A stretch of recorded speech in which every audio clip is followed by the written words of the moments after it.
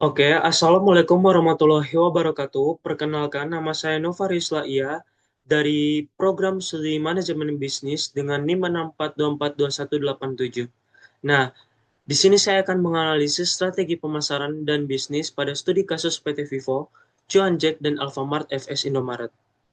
Nah, yang pertama itu ada studi kasus strategi pemasaran PT Vivo Indonesia.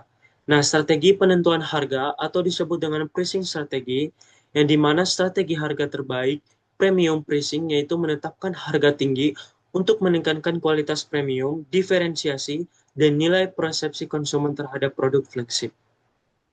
Lanjut, di sini ada alasan logis berdasarkan teori pemasaran pendukung. Yang pertama itu ada value basic pricing. Menurut Cutler dan Keller 2016, dalam marketing management menjelaskan bahwa value basic pricing menekankan penetapan harga berdasarkan nilai yang dirasakan konsumen. Bukan hanya biaya produksi, konsumen flagship mempertimbangkan kualitas kamera, performa, dan pengalaman penggunaan. Nah, yang kedua itu ada competitive oriented pricing.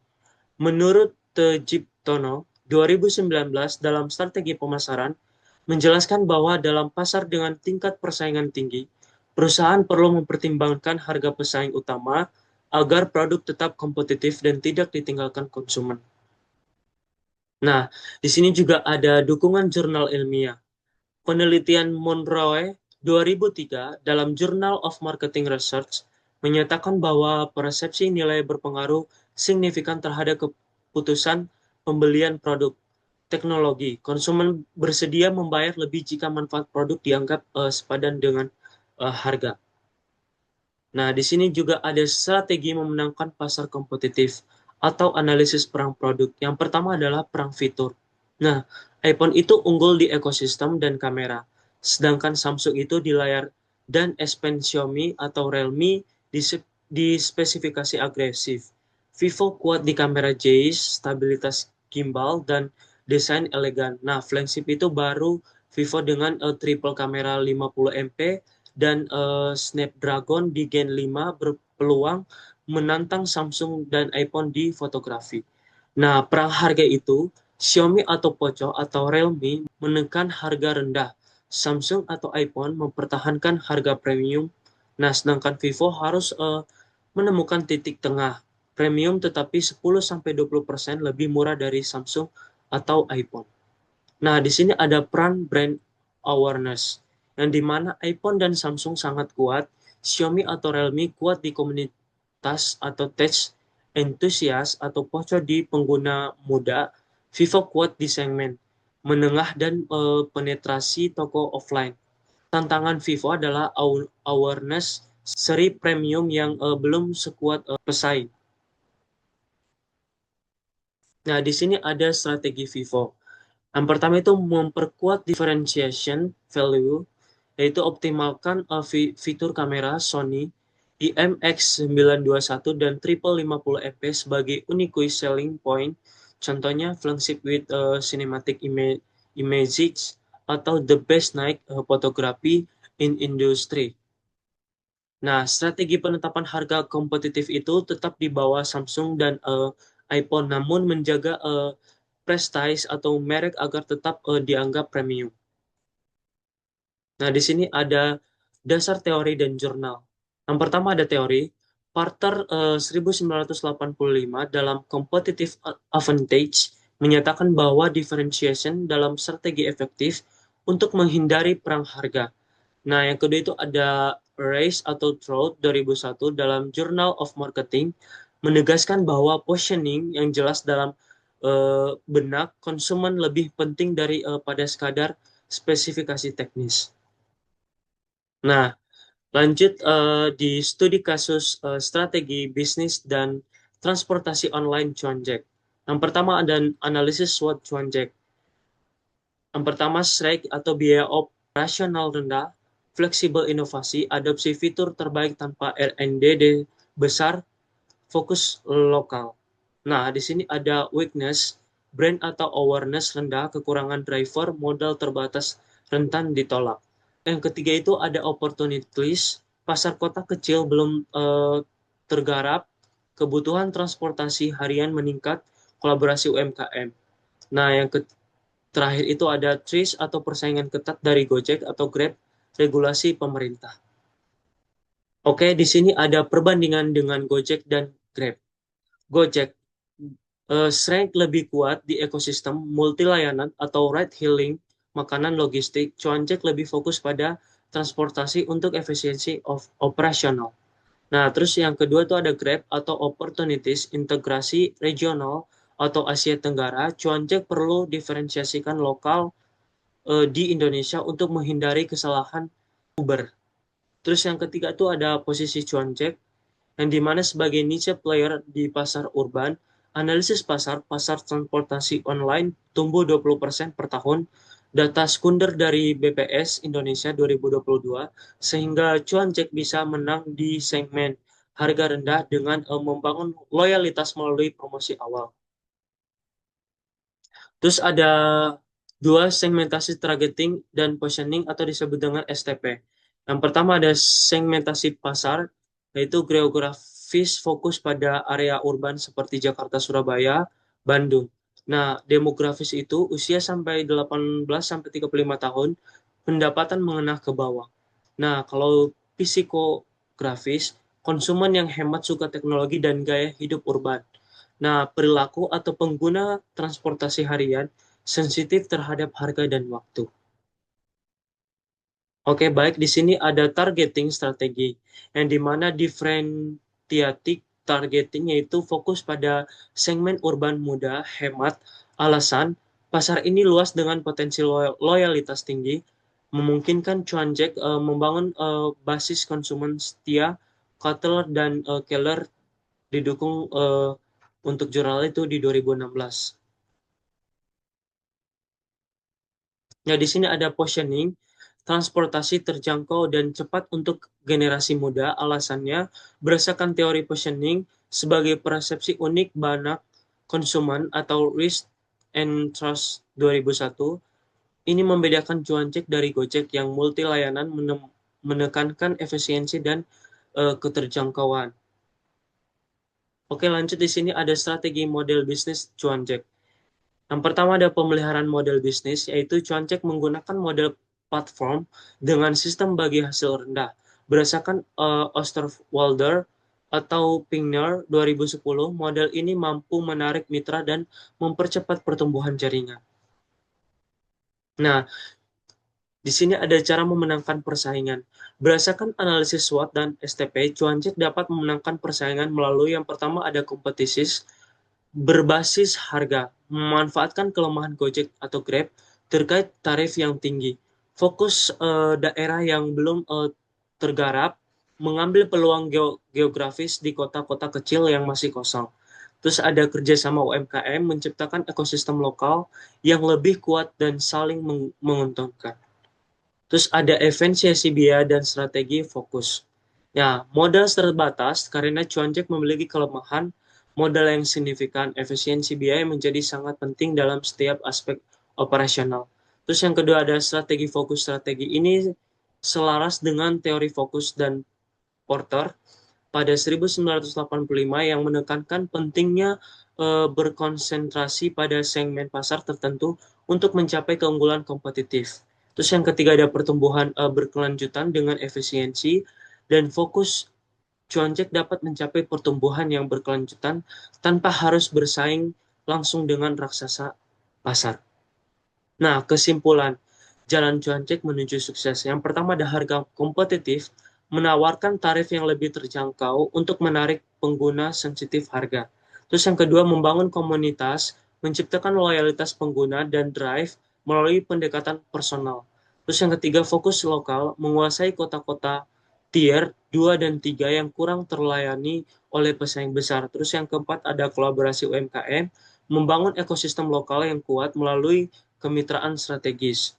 Terus yang kelima itu ada efisiensi operasional, menjaga biaya tetap rendah untuk profitabilitas dan keberlanjutan.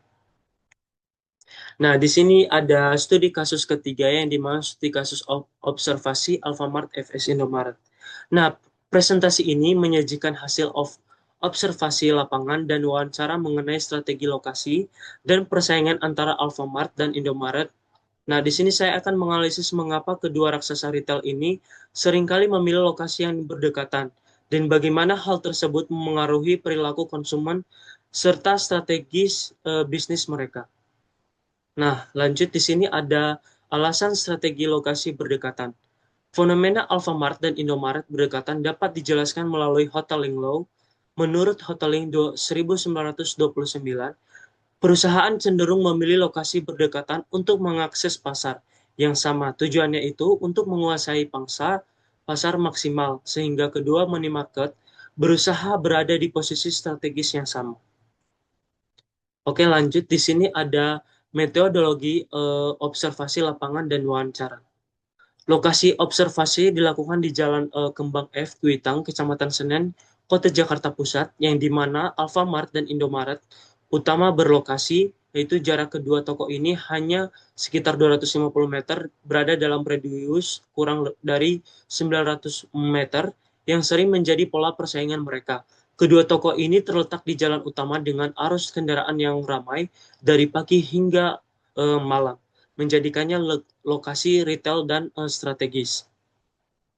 Nah, di sini saya mulai turun lapangan untuk melakukan sesi wawancara kepada staf atau kepala toko Alfamart dan kepada staf atau kepala toko Indomaret. Nah, inilah jarak dan lokasi Alfamart dan Indomaret. Dan nantinya juga saya akan melakukan sesi wawancara kepada satu pelanggan Alfamart dan satu pelanggan Indomaret. Oke bang, sebelumnya nama abangnya siapa? Hari, saya Nova. Ya, siap. Nah, saya ini kan ada tugas dari kampus bang mengenai penanganan tentang jarak berdekatannya Indomaret dan Alfamart. Nah, saya ingin mewawancarai anda itu, apakah boleh atau tidak? Ya, boleh. Oke bang, kita langsung aja ke pertanyaan. Kan jarak Alfamart sama Indomaret itu kan berdekatan ya bang. Nah, menurut abang itu akan menyulitkan pelanggan untuk mencari pelanggan atau justru lebih memudahkan gitu? Menurut saya pribadi sih ya, dari sisi untuk memudahkan pelanggan itu untuk menyulitkan pelanggan ya, itu tuh nggak menyulitkan pelanggan, itu malah memudahkan pelanggan, karena kan jarak antara toko satu dengan satunya lagi berdekatan. Jadi kalau ada barang yang kosong di toko satunya bisa ke toko yang satunya lagi, begitu. Jadi itu jawabannya Ya. Nah, saya ingin mau bertanya satu lagi bang, biasanya Alfamart itu menggunakan strategi apa sih untuk menarik pelanggan gitu? Paling strateginya ya lebih menarik promosinya ya dibanding toko yang lainnya atau kompetitor lainnya, menawarkan program promosi yang lain. Ada apalagi kita ada program khusus member ya, itu mungkin bisa jadi prioritas kita untuk itu promosinya. Oke, terima kasih untuk sebelumnya untuk jawabannya bang. Siap. Saya izin video nggak apa-apa ya bang? Aman aja. Ya. Oke, terima kasih bang. Siap.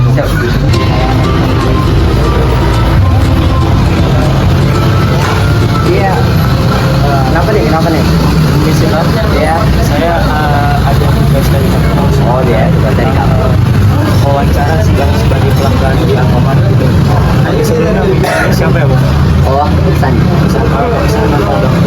Saya izin sambil video boleh? Boleh silakan.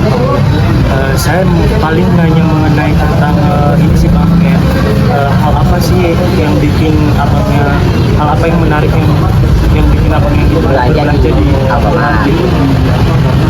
Oh mungkin ini sih ya, karena saya ada member di Alfamart kan Alfamidi sama tuh. Jadi kalau setiap pembelian tuh ditanyain kan sama kasir, ada membernya itu ya, nanti masukin nomor telepon dapat poin. Nah setiap dapat poin tuh pengumpulan poin, nanti kita bakal dapat diskon. Nah jadi ya motivasi saya aja, sayang aja gitu kalau berbelanja di tempat lain ya. Jadi kan dapat poin kalau di Alfamart setiap pembelian. Selain itu juga di Alfamart ini, khususnya daerah sini, saya biasa ngambil tarik tunai. Kebetulan ada MBCA ada di Alfamart sini. lebih memudahkan untuk Ya betul. Jadi setelah tarik tunai kan bisa berbelanja gitu, jadi sekaligus. Saya mau bertanya satu lagi bang, mengenai kendala apa sih yang biasanya abang lihat di Alfamart ketika berbelanja, sama kelebihan Alfamart ini seperti apa sih bang? Buat kendala saya beberapa kali tuh cukup sering ya, kayak misalnya tengah malam kalau untuk pembayaran melalui kris atau transfer tuh biasanya dia kalau di atas jam 12 itu tuh suka error. Jadi kebanyakan emang kayak sistemnya. sistemnya mau nggak mau harus narik cash dulu. Untuk kendala kan jadi ribet lagi ya. Nah untuk yang kedua tadi kelebihan ya, Alfamart dibanding kompetitornya di daerah sini, kalau bisa dibandingin sih, menurut saya ini lebih luas, lebih luas ya. Tempatnya Tempatnya. Sama nih tata letak nih Alfamart nih, dia lebih komplit nih, dijual galon-galonnya tuh komplit, kayak Aqua sama yang kartusa juga ada, jadi nggak perlu jauh-jauh ke agen, di Alfa juga bisa. Kan beli di sini juga dapat member juga ya kan. Dan begitu aja. oke Bang, Ya lebih variatif ya, juga. variatif dan komplit ya. Komplit mungkin ya. Oke Bang, itu aja sih Iya. pertanyaan mengenai Alfamart. Sebelumnya terima kasih ya Bang. Iya, sama-sama. Permisi Bang, saya dari kampus Pendidikan Informatika. Kebetulan kami ada tugas untuk wawancara mengenai tentang Alfamart dan Indomaret itu jarak berdekatan gitu kan. Saya ingin bertanya Bang, sebelumnya namanya siapa Bang? Saya Rahmat. Rahmat, ya sebagai apa di sini? Saya kepala toko. Kepala toko ya. Nah, boleh izin sambil video? Ya, nggak apa-apa. Nah, saya bertanya untuk jarak Alfamart dan Indomaret itu kan dekat tuh Pak.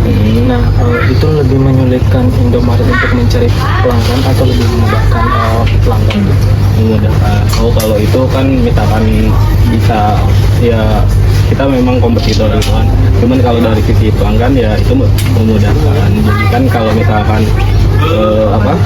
di toko sini stoknya nggak ada, mungkin kan bisa nyari di toko sebelah gitu. Jadi lebih memudahkan. Ya, oke Bang. Satu lagi pertanyaan. Biasanya Indomaret itu menggunakan strategi apa sih di era digitalisasi zaman sekarang? Kalau kita kan kalau untuk pembayaran ada yang namanya I1, itu tuh ada bisa juga di situ ada aplikasi buat ngumpulin poin. Jadi tiap belanja misalkan nominal 1.000 dapat 1 poin. Nah itu poinnya itu dikumpulin nanti bisa jadi diskon. Kayak gitu. Kurang lebih seperti itu ya Bang? Iya, paling dari poin-poinnya kayak gitu. Cukup sih Bang, paling itu aja pertanyaan dari saya. Sebelumnya terima kasih ya Bang. Sama-sama. Permisi Bang, saya ingin wawancara abangnya ini, apakah boleh? Boleh. Saya ada tugas dari kampus mengenai membuat video untuk wawancara pelanggan. Sebelumnya perkenalan diri siapa? Ayo. Saya Novan. Oke, saya langsung aja ya Bang. Menurut abangnya nih, hal apa yang bikin menarik di Indomaret ini? Abang mau berbelanja di sini? Kalau di Indomaret ini sih banyak promo ya, dan juga apa sih namanya, stoknya itu banyak banget dibanding toko-toko lain. Oh, jadi itu ya Bang, Iya. alasan untuk mau berbelanja di Indomaret. Nah, terus Bang, saya mau bertanya lagi terakhir. Saya mau bertanya kendala apa sih yang sering Abang dapatkan ketika berbelanja di Indomaret? Kendalanya sih nanti, cuma kalau barang itu kayak stoknya udah mendekati expired tuh banyak tuh kalau di Indomaret itu. Oh, jadi ke expired ya? Iya. Mungkin ada lain. Oh, nggak ada sih. Oh, nggak ada. Oh, jadi menurut Abang untuk kendalanya itu paling di expired ya Pak? Oke Bang, terima kasih sebelumnya sudah memberikan jawaban mengenai pertanyaan saya. Saya boleh izin untuk Boleh bang. video kan? Nggak apa-apa. Oke, terima kasih ya Bang. Iya bang. Lanjut, di sini ada hasil wawancara, yang dimana wawancara dilakukan dengan 4 responden kunci. Yang pertama ada staf toko Alfamart, dan kedua ada kepala toko Indomaret, serta 2 konsumen, yaitu bapak rumah tangga dan mahasiswa. Wawancara ini dikonstruksi agar realistis dan mencerminkan dinamika persaingan sesungguhnya di lapangan. Nah, di sini ada wawancara dengan staf Alfamart dengan Pak Ari. Yang pertama, saya menanyakan tentang strategi menarik konsumen, dan jawabannya itu strategi yang lebih menarik promosinya itu yang dibanding toko yang lain atau kompetitor lainnya menawarkan program promosi dan mengadakan promo bundling pada hari tertentu. Terus yang kedua ada persepsi terhadap persaingan. Dan meskipun jarak dekat dengan Indomaret bukan masalah, justru membuat pelanggan bebas memilih sehingga kedua toko harus meningkatkan kualitas layanan dan lebih memudahkan konsumen karena jarak antara toko satu dengan satunya lagi berdekatan. Jikalau ada barang yang kosong di toko satunya, bisa ke toko yang sebelahnya. Terus ada wawancara dengan staf Indomaret dengan Bapak Rahmat, kepala toko. Nah, strategi menarik konsumen atau pelanggan, kan kalau untuk pembayaran ada yang namanya poin. Nah, itu poinnya itu dikumpulkan nanti bisa jadi diskon atau disebut dengan member card dengan sistem poin. Nah, di sini persepsi strategi lokasi berdekatan. Nah, kita memang kompetitor, cuman kalau dari sisi untuk mencari pelanggan tidak. Karena mereka bebas memilihnya. Namun juga Indomaret unggul di layanan digital karena menyediakan layanan pesan online, ambil di toko atau di delivery. Nah, terus di sini ada wawancara dengan konsumen. Yang pertama, konsumen Alfamart. Keunggulan Alfamart itu promo tebus, murah, dan potongan member lebih terasa manfaatnya. Terus yang kedua, mudahnya tarik tunai ketika melakukan pembayaran cash karena menyediakan mesin ATM di dalamnya. Terus kelemahan Alfamart itu beberapa kebutuhan pokok lebih mahal dari Indomaret. Nah, di sini juga ada konsumen Indomaret. Nah, keunggulan Indomaret itu promo digital lebih menarik. Nah, stoknya itu lebih lengkap, terutama makanan ringan dan minuman. Nah, kelemahan Indomaret itu ada beberapa stok yang mendekati expired, masih dipajang. Eh, di sini ada teori pemasaran lokasi. Teori retail atau location strategi menjelaskan bahwa lokasi berdekatan itu meningkatkan trafik, memberikan pilihan bagi konsumen, mengurangi risiko monopoli pesaing. Terus yang ketiga ada dukungan jurnal, yang dimana jurnal oleh Ghost dan Miss Cleverty 1987 dalam Journal of Retailing menyatakan bahwa lokasi retail yang berdekatan tidak selalu merugikan, justru dapat memperluas pasar total. Nah, di sini ada kesimpulan akhir persaingan yang saling menguntungkan. Berdasarkan observasi lapangan, wawancara teori pemasaran lokasi, dan dukungan jurnal ilmiah dapat disimpulkan bahwa Alfamart dan Indomaret memilih strategi lokasi yang berdekatan atau disebut dengan head-to-head karena alasan strategis yang saling berkaitan. Lokasi dekat memungkinkan mereka memanfaatkan arus pelanggan yang sama secara optimal dan memenuhi preferensi konsumen Indonesia yang memilih toko berdasarkan kedekatan dengan dan kenyamanan. Nah, di sini ada daftar pustaka yang dimana eh, Kotler, P. Color, dan KL 2016 itu Marketing Management Person, dan Tejiptono F 2019 Strategi Pemasaran Andi. Dan yang kedua itu ada Parter ME 1985 Competitive Advantage, Creating and Sustaining Superior Performance and Free Press. Dan Osterwalder ada A.N. Pignol Y 2010 Business Model Generation. Terus ada Monroe KB 2003 Journal of Marketing Research. Terus ada Ries and Trout J 2001 Questioning and Battle Your Mind. Terus yang terakhir ada Ghost and McClafferty S atau 1987 Journal of Retailing.